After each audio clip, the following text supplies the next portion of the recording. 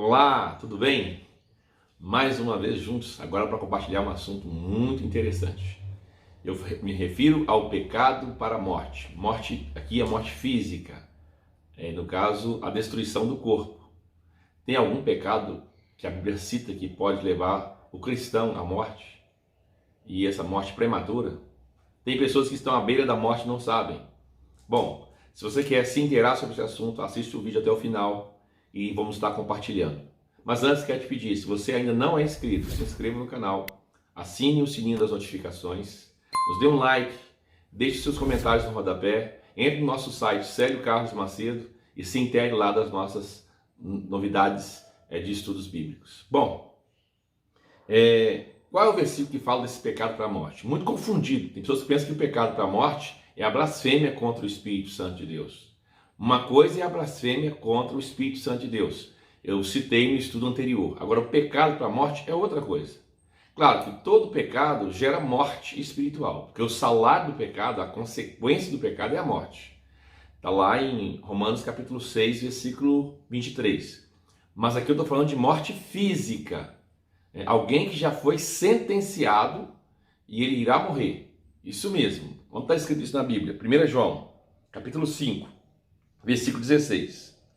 Se alguém vir pecar seu irmão, pecado que não é para a morte, orará, e Deus dará a vida àqueles que não pecaram para a morte.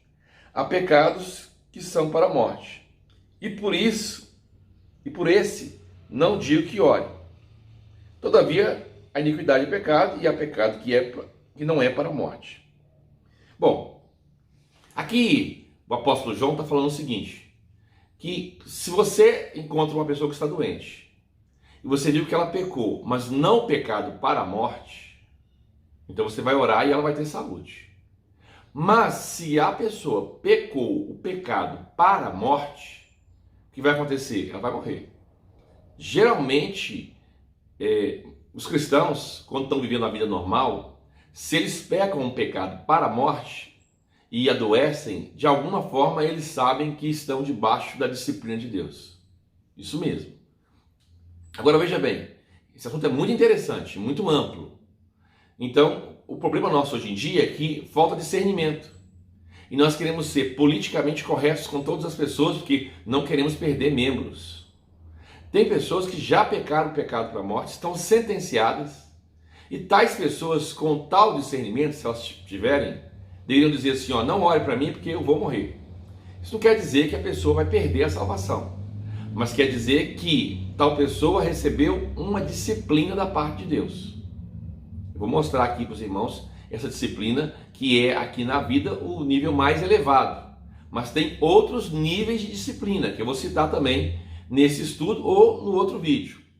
Bom, qual que é o pecado que é para a morte? Aqui é uma pergunta boa para se fazer. Qual que é o pecado que leva o cristão a morrer? Não é isso? Eu sei que você está curioso para saber. Bom, falando de maneira resumida, é o pecado que destrói o templo. Porque lá em Coríntios, capítulo 3, versículo 16, diz assim, não sabeis vós que vós sois o templo do Espírito Santo de Deus? Aí acho que o 17 fala assim, se alguém destruir o templo, Deus o destruirá. Você é o templo. E como é que você destrói o templo? Contaminando o templo, tá certo? Maculando o templo, né? Então veja bem, agora qual que é o pecado? Então não tem como você dizer assim, é A ou B. Tem os pecados que são mais graves. Tem pessoas que pensam que não há pecadinho nem pecadão, só há pecado. Não, há pecadão. Jeroboão, quando pecou, lá em Reis fala assim, e o pecado de Jeroboão era um pecado grande. Claro que tem. Eu fiz um estudo para sobre o pecado de Davi com Betseba. Morreram 5 pessoas. O pecado do censo morreu 70 mil. Então tem pecado grande sim. Tem pecados que são no corpo, a Bíblia fala. E tem pecados que são fora do corpo. Então, no corpo são todos os atos sexuais ilícitos, que é um pecado grave, né? Agora, quer dizer que se um cristão adulterar, ele vai morrer de imediato? Isso tem a ver muito com a intimidade que a pessoa tem com Deus, o tanto de luz que a pessoa tem com Deus. De uma coisa certa, o pecado vai levar a pessoa à disciplina, se ela for cristã.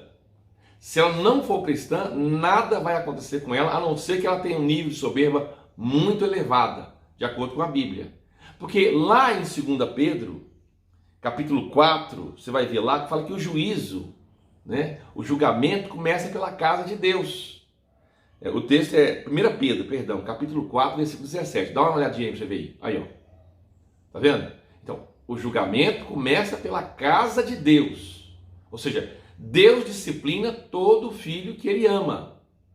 Né? Deus não gasta seu tempo disciplinando pessoas que não sejam seu filho. Por exemplo, você tem um filho. Se você estiver andando na rua e encontrar com seu filho todo sujo, cheio de meleca, você vai olhar assim e falar, ah, isso é normal. Você vai lá e vai dar uma atenção, saber por que está sujo. Agora, se você encontra e vê pessoas sujas na rua, o que você faz? Faz nada. Talvez, envolvido por amor, uma vez ou outra você pode fazer alguma coisa, mas normalmente você não faz nada. Porque aquela pessoa não tem relação com você. Mesma coisa é Deus. Só que, no juízo final, Deus vai tratar com o ímpio, com certeza. Então, veja bem. Eu quero falar sobre, então, a mão governamental de Deus. Se ela for acionada, que não é assim de imediato. Às vezes a pessoa vai peca e nada acontece. Ah, tem um ano que está pecando, 2, 3, eu não posso marcar o tempo. Mas quando a mão governamental de Deus, ela é acionada na vida de um cristão, para ele ser disciplinado, e quais são as formas que a pessoa pode ser disciplinada? Vou mostrar para aqui. Primeiro, fraqueza, doença e morte. Problema nos relacionamentos ou problema de finanças. Vou mostrar os textos para os irmãos aqui. Por exemplo, problema nos relacionamentos, a pessoa vive no pecado, é influenciada por demônios. Todas as pessoas que a pessoa for contactar são pessoas do mesmo nível ou pior do que ela. Consequentemente, ela vai viver uma vida o quê? Infeliz. Os demônios vão atrair os outros demônios na vida das outras pessoas igual um imã. E a pessoa vai dizer assim, não, só atrai gente ruim, só gente que não presta fica comigo. Porque aquela pessoa tem um problema nessa área de relacionamento. Talvez um pecado da lascívia, não sei qual o pecado específico. Eu sei que tais pessoas, quando estão debaixo de disciplina, só atraem pessoas que vão, de certa forma, dificultar, destruir ou acabar com a vida. Né? Qual que é o texto, pastor, que mostra que Deus disciplina com a questão de saúde, fraqueza e morte? Outro texto. 1 Coríntios capítulo 11. A gente pode ler lá, versículo 29. 1 Coríntios 11, 29. Olha o que diz lá, no versículo 29. Porque o que come e bebe indignamente, come e bebe para a sua própria condenação, não discernindo o corpo do Senhor. Por causa disso, ou seja, por causa dessa leviandade, na hora da Santa Ceia, na época lá, as pessoas não discerniam o corpo, né? Tinha uma ceia que era antes da Santa Ceia, que elas faziam uma refeição, cada um levava um tipo de alimento, e aí um levava um ovo cozido, outro levava um frango assado, outro levava um pernil, outro levava um boi, vamos exagerar aqui, e o outro estava comendo o ovo lá enquanto eu estava comendo o boi do outro lado. Só não discernia o corpo, que nós somos membros uns dos outros, e que a mesma vida que está em mim está no meu irmão. Aí Paulo falou assim, por causa disso, por causa dessa falta de amor, essa falta de discernimento, essa falta de percepção de que ele ali é seu irmão, né? Que vocês são um em Cristo, ele vai dizer assim, né? Por causa disso, há entre vós muitos fracos, continuava o pecado. Aí da fraqueza, quando você vai pegar uma gripe, por exemplo, você fica bem fraco, né? Mas você não pegou a gripe ainda, não é isso? Dor no corpo, cansaço, aí ó, doentes, aí já para o outro nível, já está doente já. Continuou no pecado, vai cair para o outro nível. E não são poucos os que dormem. Os que dormem aqui significa pessoas que morreram. Porque se você ler lá em 1 Tessalonicenses, capítulo de número 4, versículo de número 13, vai dizer assim, o apóstolo Paulo, não quero que sejais ignorantes acerca dos que dormem, porque os que dormem, dormem em Cristo, e Cristo os tornará a trazê-lo. Então os que dormem ali é que morreram em Cristo. Né? Esse termo dormir, já ensinei, é o corpo que dorme, né? Não é a alma. O espírito volta para Deus e a alma vai para o Hades. Já falei isso num vídeo anterior. Bom, continuando. Então, se alguém perguntar assim, por que Deus disciplina os seus filhos? Ele é tão mal assim e ele não disciplina o pessoal do mundo? Não é uma boa pergunta? O texto vai mostrar. São 2 motivos porque Deus disciplina um cristão. E são para 2 objetivos e 2 motivos. Primeiro motivo, capítulo 11, Coríntios vai dizer lá, ó. Mas, porque se nós julgarmos a nós mesmos, não seremos julgados. Esse é o versículo 31 do capítulo 11. Então, deixa eu explicar esse versículo primeiro. O que significa julgarmos a nós mesmos? Por exemplo, eu vou me julgar eu mesmo, estou praticando um pecado. Sério?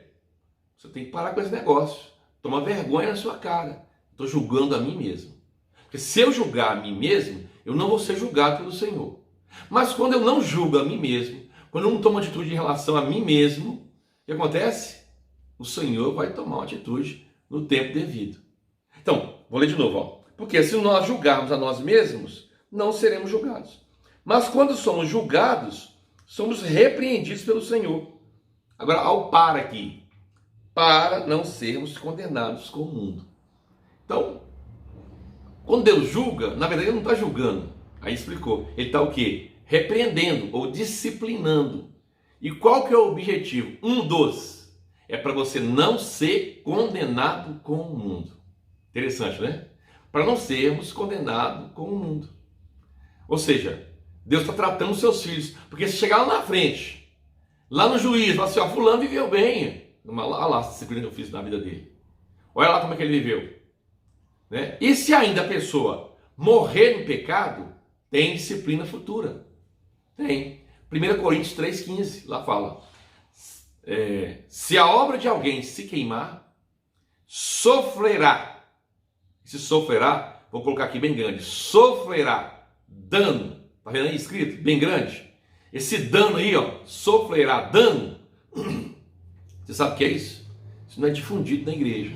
Então muitos cristãos vivem levianamente. Se a obra de alguém se queimar, que obra que queima? Madeira, palha e feno. De acordo com os versículos anteriores. Que são carnalidade. Né? Madeira na Bíblia representa carnalidade. Né?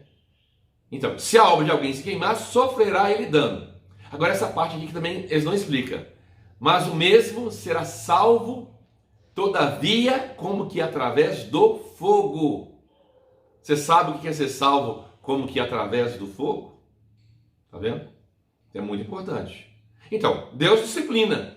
De maneira que se alguém falar assim, não, foi disciplinado nessa vida. E na outra também. Mas na outra não é logo após a morte. Porque seria purgatório. Não é. Nós não cremos em purgatório. Essa disciplina vindoura é quando se estabelecer o tribunal de Cristo.